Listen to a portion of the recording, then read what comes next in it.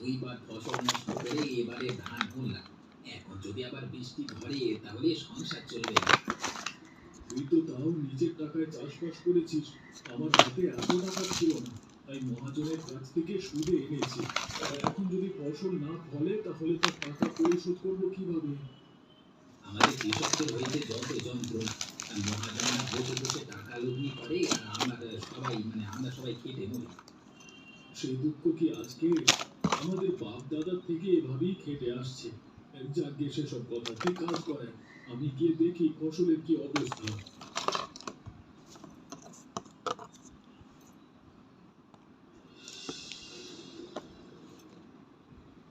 দেখো দেখি কাণ্ডখানা, এই অসময়ে বৃষ্টি শুরু হতে হলো, পোকা যে একেবারে লেগে গেল। আমি কতবার বললাম ছাতাটা নিয়ে আসবে, আমার কথা শুনলে না তখন। এখন বৃষ্টির জল মাখিয়ে ছেলেটা নিউমোনিয়া বাঁধবে। ছাতা সব আমি নিয়ে আসবো, সব দায়িত্ব তো আমারই।